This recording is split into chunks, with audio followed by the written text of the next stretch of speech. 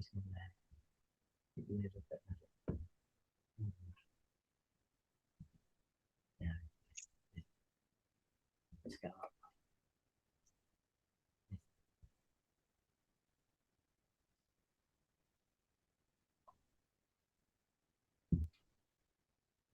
Halo Mas Bintang. Halo dokter. Ya, gimana ini? Diteruskan ya? Ya, diteruskan dokter.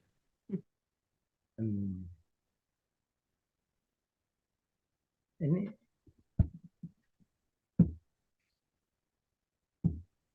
oke, jadi ini aspergillosis tadi etiologinya ini Recording in progress. itu disebabkan oleh aspergillus. Macam-macam, ada fumigatus, ada flavus, jadi ini tergantung spesiesnya ya. Tapi kebanyakan adalah yang flavus atau fumigatus.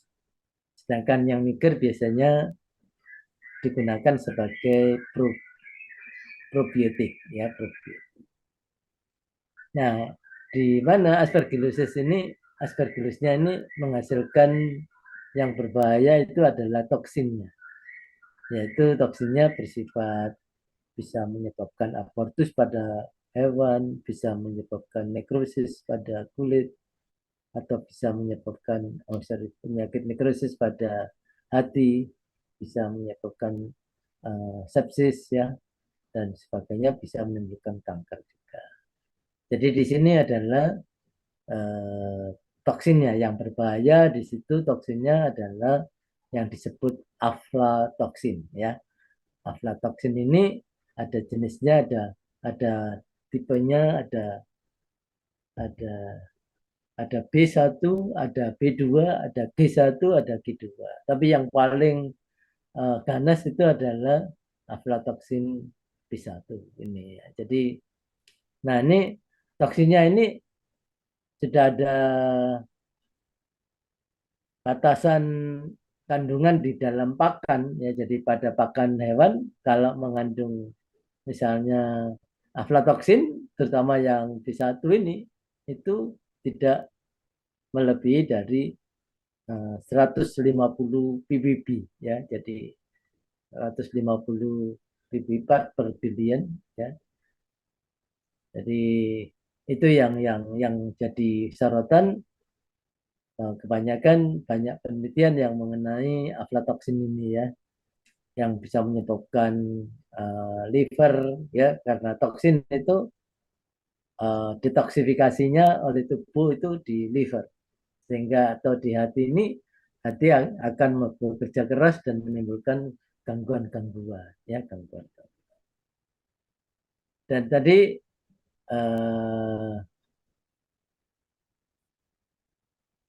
yang ininya ada mikrokonidianya ya, tapi tidak punya makrokonidia aspergillosis ini ya. Kita tahu kalau di semester 3 aspergillosis itu seperti itu. Nah, sebenarnya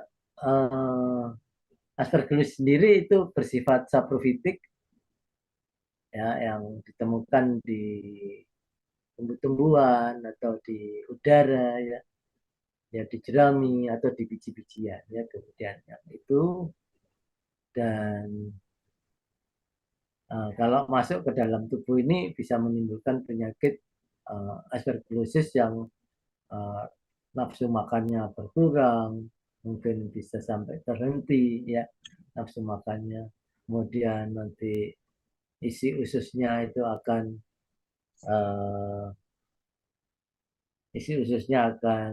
kosong karena dia tidak, nafsu makannya kurang, dan akan berwarna kehijauan seperti pada pigmen daripada jamur ini ya, pigmen dari jamur ini. Nah, kalau pada hewan yang lain, misalnya pada sapi, pada ini ya, pada kuda, itu bisa menyerang pada reproduksinya ya, sehingga akan menimbulkan abortus atau menimbulkan kekurang kalau dikawinkan itu tidak punya anak ya, sehingga jamur ini menimbulkan suatu gangguan reproduksi ya.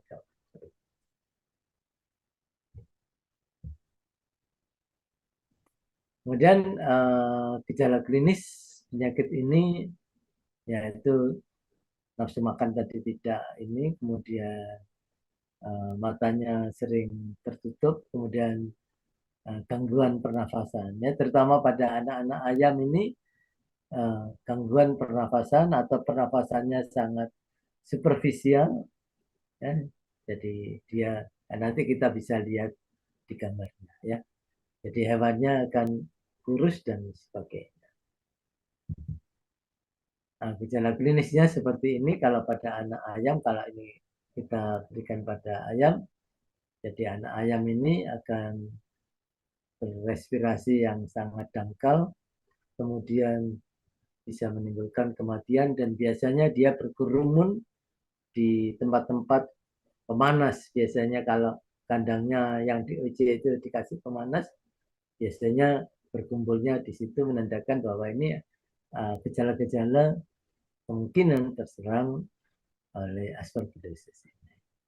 Nah, pada yang dewasa mungkin lebih tahan ya, lebih tahan sehingga bisa sampai terjadi diare ya, sehingga kalau diare maka isi ususnya akan keluar semua dan dia akan terlihat di ususnya ini akan berwarna kehijauan ya, kehijauan atau kekuningan. Nah, sedangkan kalau yang pada yang dewasa ini seperti patologis anatomisnya, kalau ayam dewasa adanya ersakulitis ya. Kalau di sapi pun juga terjadi di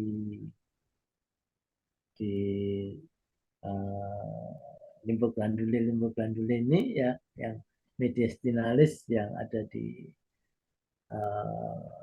dada itu bisa terlihat.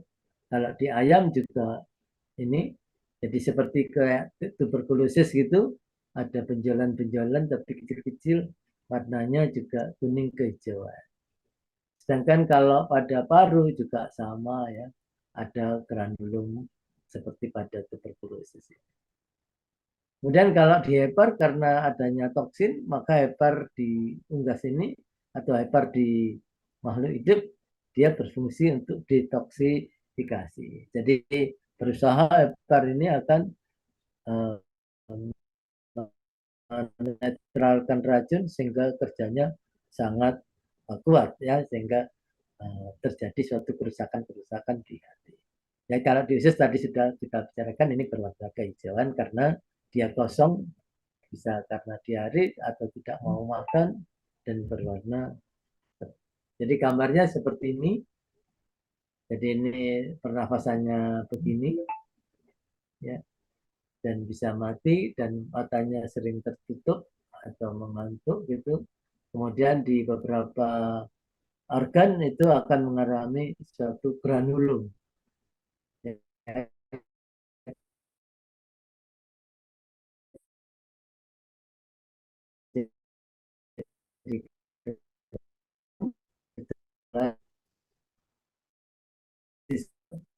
yang banyak gitu ya, ada giant cell ya. Dan berikutnya ini ersakulitis, di sini ersaknya ini ada, ini warnanya mungkin bukan ini kehijauan tapi kelihatan biru, ini kameranya ya, jadi ya, begitu bagus. Nah, pada sapi dia bisa menimbulkan abortus ya, melewati plasentitis dan sebagainya. Sedangkan kalau pada kuda bisa menimbulkan penyakit selok karang, yaitu yang ada di palatum pada kuda ini atau di faringnya pada kuda ini. Oke, gambar ini seperti tadi. Nah, sekarang diagnosisnya, ya, tentunya tadi ada dua cara, yaitu mikroskopik ataupun juga kultur ya, kultur pada media ya, medianya. Tapi kalau aspergillus ini mudah tumbuh dan cepat tumbuhnya, sekitar 1-2 hari sudah bisa tumbuh. Terus kemudian kita lakukan mikroskopis, nah, bentuknya nanti seperti ini ya, mikroskopis.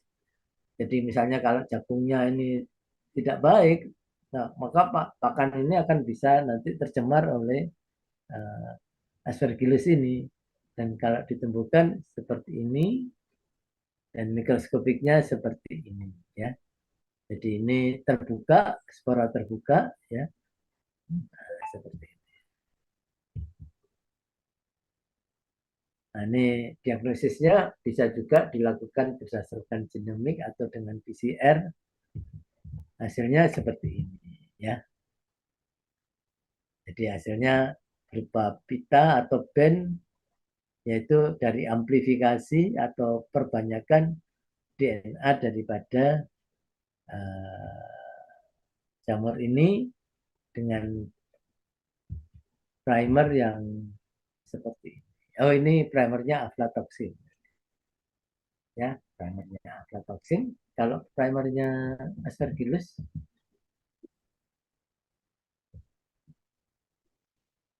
nah ini primernya Aspergillus ini.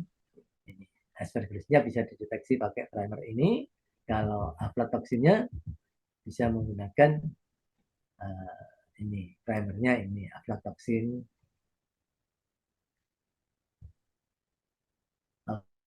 Oke, ada yang bertanya, jadi bisa tadi diagnosisnya bisa secara manual atau secara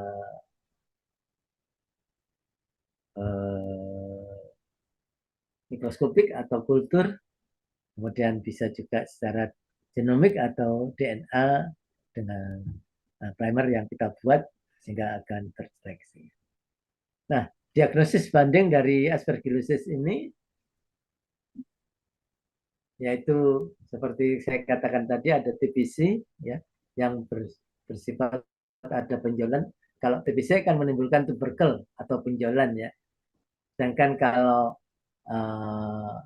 aspergillosis ini bisa juga menimbulkan benjolan tapi yang disebut granuloma ya. Bedanya tuberkel sama granuloma ini ada yang disebut giant cell pada TB ya, pada TBC ini. Kalau sedangkan pada ini adalah granuloma, yaitu memperbanyak atau melakukan multiplikasi yang berlebihan atau cepat multiplikasinya. Nah, ini pengobatan menggunakan anti jamur tapi kurang efektif ya. Jadi kalau nanti mendapatkan sampel daripada sebagai dokter hewan, nanti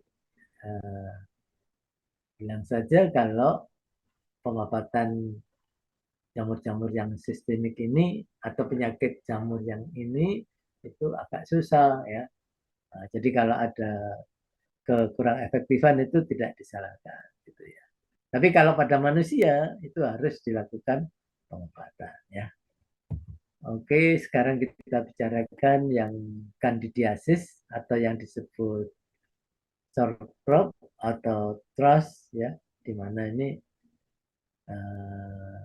menimbulkan suatu gangguan daripada pencernaan ya. Jadi ini penyakit ini disebabkan oleh Candida, yaitu Candida albicans, Candida neoformans,